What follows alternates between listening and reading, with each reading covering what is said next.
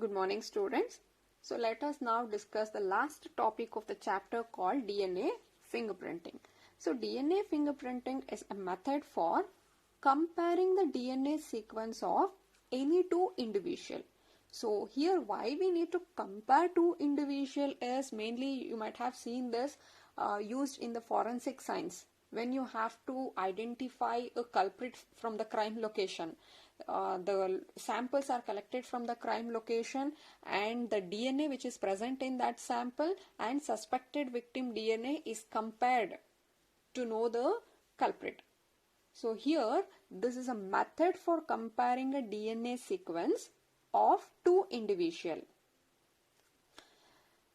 99.9% of the base sequence in all humans are identical. It is remaining only 0.1% that makes every individual unique. Suppose if you collect the DNA from different individual and if you are going to study their sequence, in all the individual 99.9% of the base sequence are common. It is only that 0.1% differ from one individual to another individual. So here what we are doing, it is really difficult and time consuming task to sequence and compare all the base pair present in two individuals. See, when we were talking of human genome project, we have already understood that every human here will have total of 3 into 10 to the power of 9 base pairs present. Every human, any individual if you take, they will have so many base pair. So it doesn't make any sense when we know that. So this is a person 1. Let us assume this is a person 1. You are taking a DNA from this person 1 and sequencing this. You are trying to know what is the sequence present in this person 1. Similarly, there is a person 2. You are taking a DNA and you are trying to study all that is these many base pair which is present in this person 2, and then you are going to compare here. See what happens here when we know that this person and this person, they will have this percentage of base sequence common. If this is a base sequence and suppose if this is a sequence, let's just imagine if this is a sequence. Even if you consider here, he will also have base sequence like this. So almost 99.9% of the base sequence are common in all humans. So it doesn't make sense at all if you are studying entire genome. Instead what we can do, at somewhere at this point, this individual showed difference from this individual. So now it is obvious that if you just compare these sequences, now this is something sample which you have got from the crime location. That DNA is showing this sequence. You can just compare this sequence is present here or here. The two way is you take the sample here, the DNA of the sample, just study the entire sequence. Here also entire sequence you have to study, and then you can compare. Otherwise, simply we know that this is a location where every individual show difference. So just this specific location is removed and it is studied. So this is the second method. In the first method what happens, it is really a time consuming and also difficult, because I told you to just determine one base sequence, it needs lot of money and time. Therefore to avoid that, instead of doing entire genome, it is only this 0.1% variation which is seen in every individual is used to know the DNA fingerprinting. It is really difficult and time consuming task to sequence and compare all the base pair present in two individuals. So what we can do, instead we will consider only that specific region, what the difference you can see here. The specific regions, and these specific regions are called repetitive DNA, are being used to do the comparative study. So let us see what is a basis for this DNA fingerprinting. Now it is repetitive DNA, meaning here I told you if this is a sequence, there are certain sequences like this. If this is one sequence, these are repeated 100 to 1000 times. You can see such repetition 100 to 1000 times. So these are called as repetitive DNA. Repetitive DNA, and rest one you call it as a bulk genomic DNA. So now we know that this is similar. This comes under this 99.9%. It is this which will come under 0.1%. So first work here is to separate this bulk genomic DNA from this repetitive DNA. So the repetitive DNA is separated from the bulk genomic DNA since it appears as a distinct peak during density gradient centrifugation. When we do the centrifugation, we have already discussed it as a technique where the particles get separated based on their weight or density. So now what happens, since the density of the bulk genome and the repetitive DNA is different, when you do the centrifugation, these two will get separated. You get one major peak, that is nothing but the bulk DNA. This forms the major peak and we are not interested in this. And this repetitive DNA will form a smaller or minor peak, and we are going to use this for the comparative study. So it is in this smaller peak we have this repetitive DNA. It is also called as a satellite DNA. Satellite DNA meaning this will have the repetitive DNA.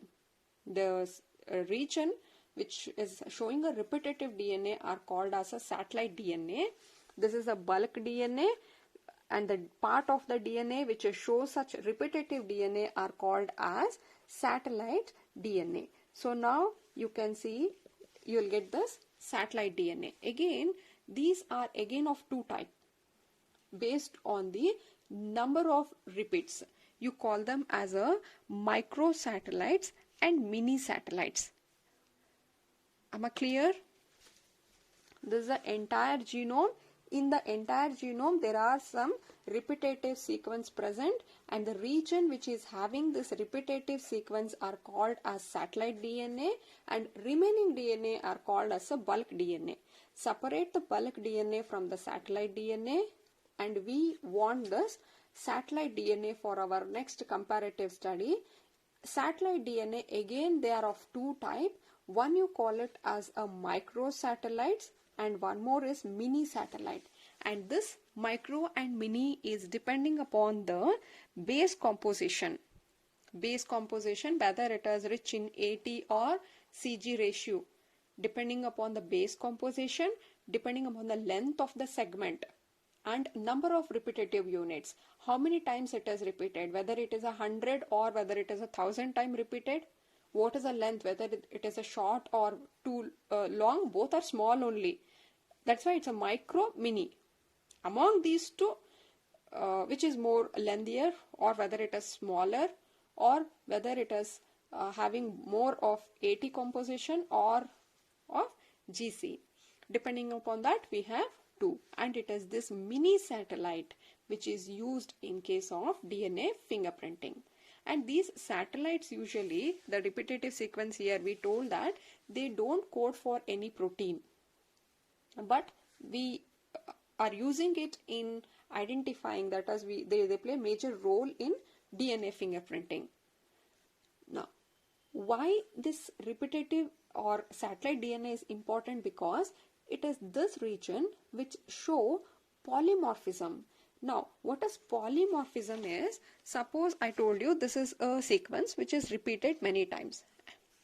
In the second person, if you take, he will also have this repetitive DNA, but instead of, you can see here, instead of T, it may be C. It is A, C.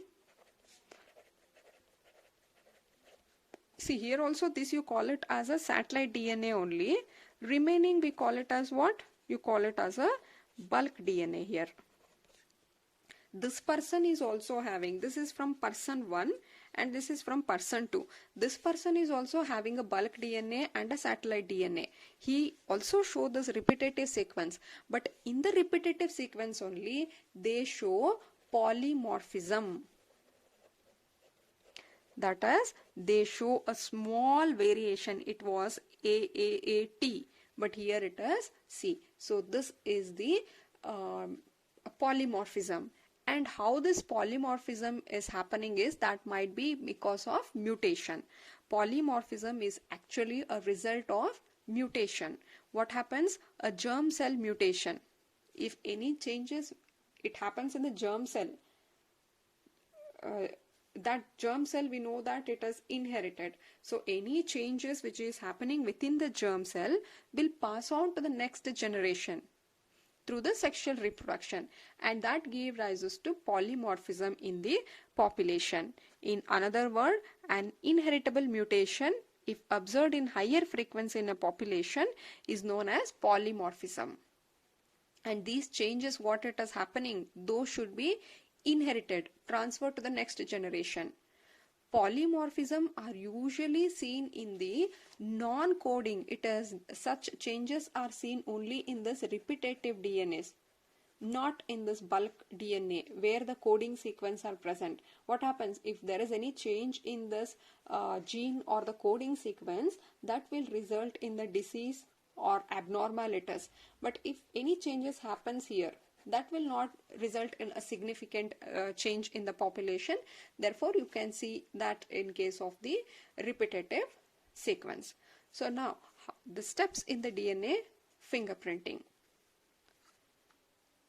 It was initially developed by Alec Zeffrey. So he was a scientist who developed this DNA fingerprinting method, and he has used the variable number of tandem repeats are the satellite DNA, and that show a high degree of polymorphism. These are used as a prop. So let us understand the steps. Steps are very important here. Steps in the DNA fingerprinting. First of all, you need to isolate the DNA which are present in the cell. So first of all, DNA from an individual is isolated and cut it with the restriction endonucleases. Isolation of DNA. See, you can collect it from any sample, whatever you have got. So just isolate the DNA which is present in the sample. Suppose if your sample is a blood, you have the DNA present inside the cells. So just remove that DNA present inside the cell, and once you have got the DNA, you have to cut into fragments. So, and how to cut, I told you. Here we are going to use the molecular scissors. These are nothing but the enzymes. So enzymes are, here is restriction endonuclease. So these are the enzyme which will cut the DNA. So using this enzyme, they will act as a scissor. We are just making or cutting DNA into fragment. See, now you see we have got actually 3 fragments we have got. This is a rough thing, okay? And again, this will cut the DNA only at specific site. We will study all that in the biotechnology chapter. But now understand that DNA has been isolated and they are cut with the restriction endonucleases. Now you have got different fragments. Second step will be separation of fragments. Separation of fragment. See, now you can see here the fragments which are obtained are not of equal length. They are of different length. So we need to separate those fragments, and to do this we are going to use a method called gel electrophoresis. So here what happens, there is a gel here made up of agarose gel here. So here we will create a well and we are going to load our DNA fragments here. We know that DNA are negative charged, right? So now we have to connect 2 where one is positive and one more is a negative. When you allow the DNA fragments to run through this gel, the DNA fragments which are loaded on the well are allowed to run on the gel. What happens here is, since DNA is a negative charge, the DNA will try to move towards the positive charge. So now when it is moving, depending upon the length of the fragment, if the fragment is lengthy, that well runs slowly. If the fragments are short, they run faster. So depending upon the length, you are going to separate the fragments. Once after such separation, you can stop here and you can just remove this portion and you can take out the DNA fragment which is present here. So our second step will be separation of a fragment using gel electrophoresis. Now, third step. Fragment separated by using gel electrophoresis are blotted on a synthetic membrane. Separated fragments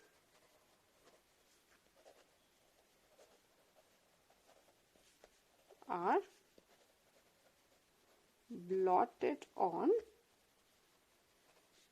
membrane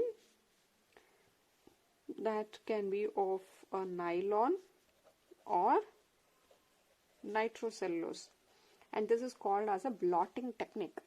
Now you can see after electrophoresis, it is this gel with the different length fragment. This is the one here. You can see fragments, they have got separated depending upon the length of the fragment. Right? Now what we do is, you take this gel here and here is our DNA, right? Place one more membrane on it, and that membrane will be nylon or nitrocellulose membrane. They're just placed on this, and entire setup is kept in a buffer here. So fill the buffer here. You are keeping your gel membrane. On that, again we have to place this nylon or nitrocellulose membrane. Just put some weight here. So now here the movement will start happening this way.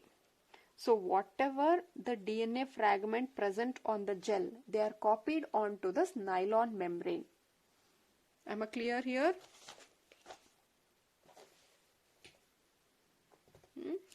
If this is a nylon membrane, and here, suppose if you think here is our gel and this is a DNA present on the gel, when you keep a nylon membrane here and when you allow the movement to happen this way, whatever DNA fragment present in the gel will be now copied onto this nylon membrane, and this method you call it as a blotting method. Now, where is our, it is on the nylon membrane, but exactly at the same location you can find here.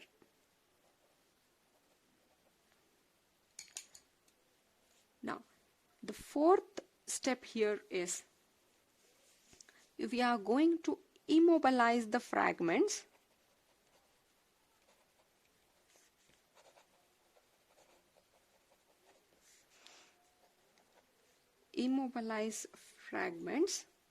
are hybridized with a VNTR probe. Now from the gel we have copied to a membrane. Let us imagine this is a nylon membrane now. From the gel you have copied onto the membrane. So now what we do, this is here a single strand, right? Now we are trying to hybridize with the VNTR probes. See, these probes are known sequence. We already know the sequence of this. Suppose here it is T, T, T, T, A. This is a known sequence, right? So when you put this known sequence here, if it has to bind where it will go and bind? It should bind to the sequence where this A and T is present, because it should show the complementarity. Suppose if this is a sequence which is showing AAT, and this is a sequence with CGC, if this is CC, if this is A, we actually don't know the sequence of this one, but we know the sequence of the probe.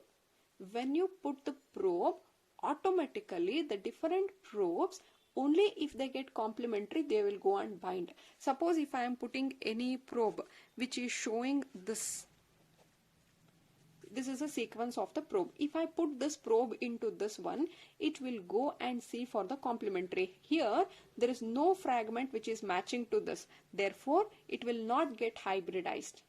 If I put this one, what it will do? Automatically this probe will go and attach to this sequence here, because it is complementary. And the sequence which is having the GCG, this will go and bind to this. Is it clear? So these are all known sequence, these are all unknown. Once they come and bind to this unknown sequence, we will come to know the sequence of this, right? This was a known sequence. Suppose if it is going and binding to some sequence, after binding it has confirmed that the sequence present in this unknown is now CGC. That is why it has gone and bound. So these are called VNTR probes. And this is called hybridization.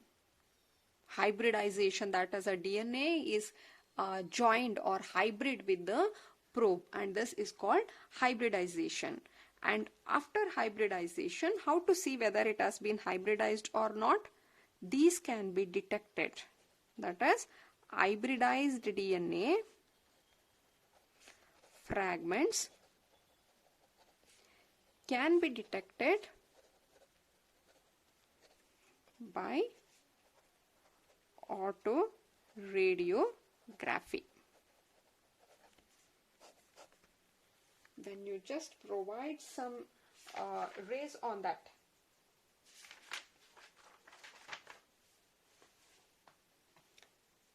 When you are just applying some rays on that, if it get hybridized, they start glowing. That is called autoradiography method. So now if it glows, that hybridized band can be removed. See here.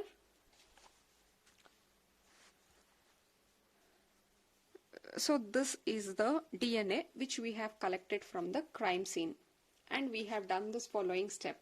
The DNA which we have got from the crime scene has been taken, cut it into fragments, then they were separated using the electrophoresis, then they were transferred to the nitrocellulose membrane, then we have hybridized with the probe, and after radiography we were being able to see the fragments like this.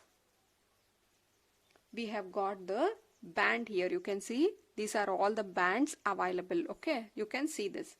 Now we are suspecting two people here. This is a person A, person B. So now we have to see to which person this DNA will match. So for that, what we should do, take the DNA from the sample 1, from person 1. That DNA, again do the same process, use the same probe whatever we have used for this person. After doing that, you will get some band like this, and now it is the turn of the second person.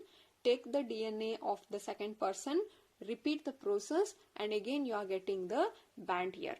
Now just compare this. To whom it is resembling more? You can see here, you have got a band here in this location.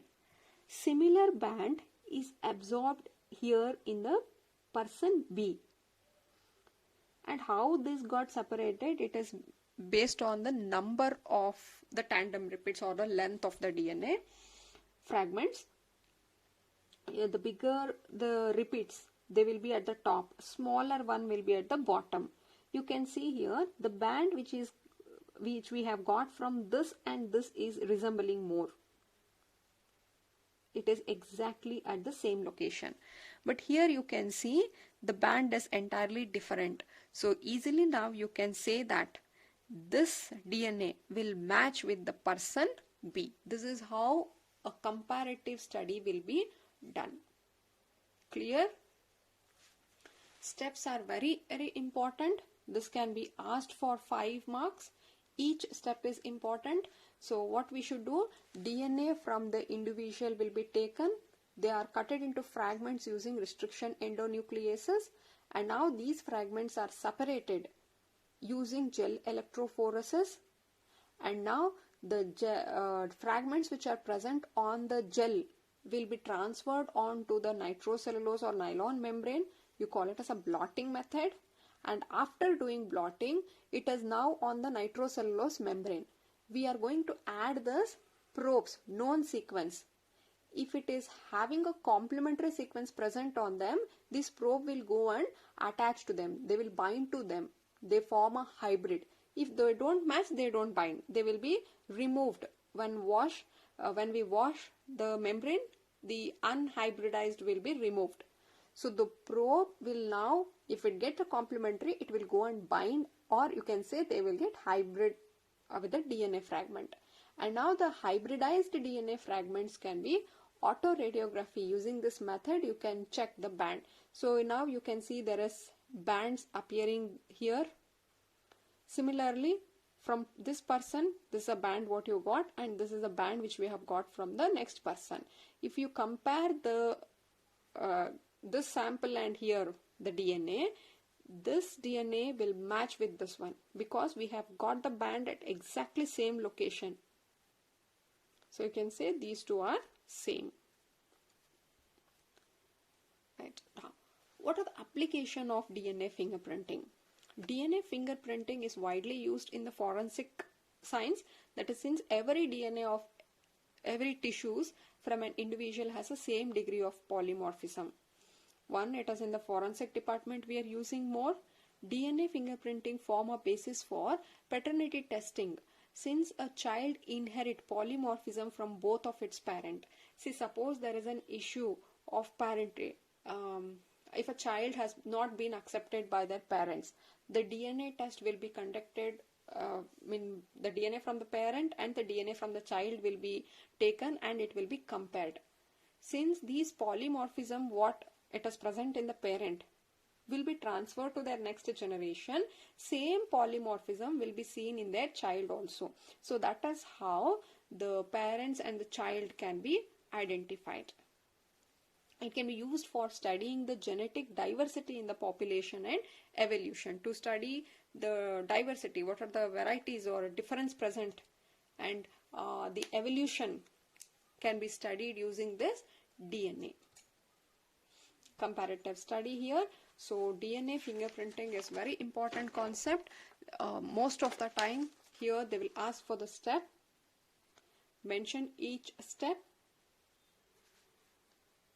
which is given in your NCERT book. You can just refer this. So these are the steps, right, as it is. It was developed by Jeffrey here. The main basis was this variable number of tandem repeats. We have talked of the tandem repeats. Tandem repeats show the polymorphism. Therefore, we have selected this tandem repeats. So this is the one which is going to be used as a probe. Isolate, cut, separate by using electrophoresis, transfer them onto a synthetic membrane called as blotting technique, and then use this VNTR as a probe to hybridize, detect using autoradiography. Very important, these steps. Clear?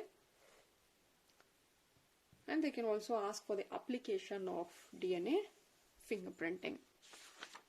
With this, we will complete the chapter. Clear?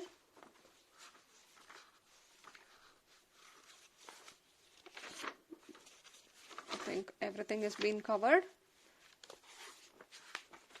Molecular basis of inheritance. We have seen what is DNA.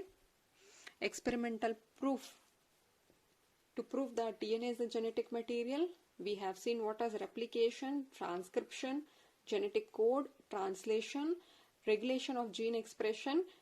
Taking an lacoperon as an example, we have studied gene expression also, Human Genome Project, and DNA fingerprinting. Clear with this, we will complete this chapter, molecular basis of inheritance.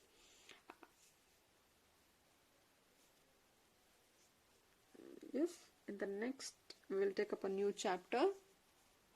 I think evolution chapter has been deleted for this academic year, so we will take up the next, that is the 8th chapter, human health and diseases, in the next video. Please, these two chapters, chapter 5 and chapter 6, principle of inheritance and molecular basis of inheritance, read it repetitive times and watch some animated videos. Clear? Once offline classes start, we'll again revise this chapter 5 and chapter 6. Thank you.